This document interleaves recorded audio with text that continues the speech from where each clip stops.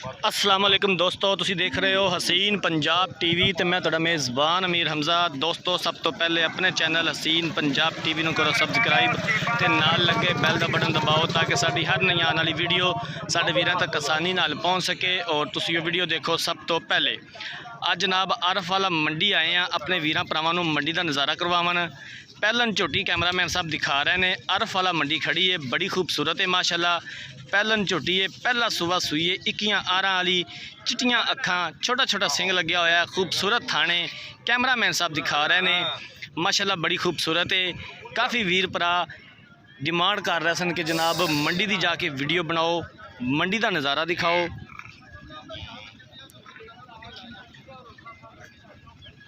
माशाल्लाह बड़ी खूबसूरत झोटी है, प्योर नीली दी है, इक्कियां आरां वाली, हर वालों पूरी, किसी किस्म का कोई मसला नहीं, बड़ी प्यारी बड़ी खूबसूरत माशाल्लाह। पहलन झोटी पहला सुबह सुई है, पिछे मज दे कट्टा है, 2-4 वाल मत्थे ते सफ़ैद ने, हड्डी चंगी, खुड्डा कवा पुट्ठा बड़ा खूबसूरत माशाल्लाह। पिछों चौड़ी अगों बरीक, प्योर नीली दी अरफ वाला मंडी खड़ी है। अरफ वाला मंडी 7 तरीक तो लैके 12 तरीक तक लगती है। नीली दी मंडी इनू कहा जाता है।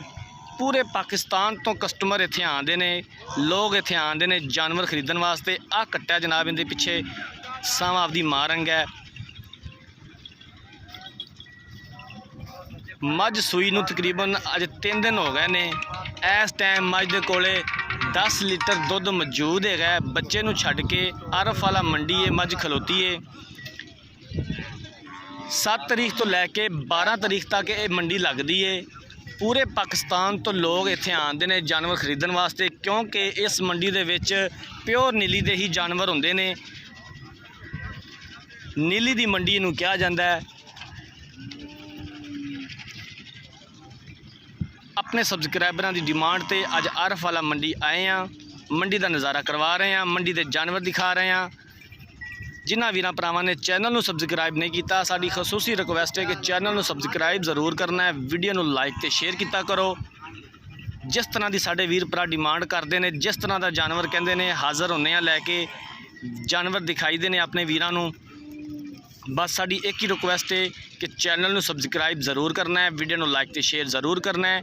झोटी कैमरे की नज़र है, पहला सुबह सुई है, अज तीसरा दिन है झोटी सूई नूं। इस टाइम झोटी दे कोले 10 लीटर दुध मौजूद है। बच्चे नूं छड्ड के पिछे मझ दे कट्टा है। 3,10,000 रुपया इस झोटी की डिमांड है। प्यार मुहब्बत हो जाएगा और असीं इंशाअल्लाह ताला करवावांगे जिथों तक हो सकिया।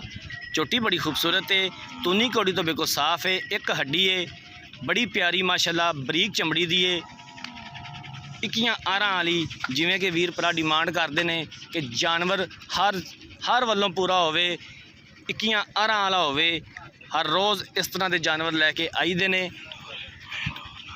3,10,000 रुपया इस झोटी की डिमांड है। पहला सुबह सुई है, पिछे झोटी का कट्टा है, बड़ी खूबसूरत माशाल्लाह। किंगरी वाला सिंग लग्या होया है, चिट्टियां अखां, छोटा छोटा सिंग है। हथ रखो सिंग के उपर तो सिंग नज़र नहीं आता। बाकी कैमरामैन साहब अच्छे तरीके नाल झोटी दिखा रहे हैं माशाल्लाह, बड़ी खूबसूरत है, अनमोल हीरा है माशाल्लाह।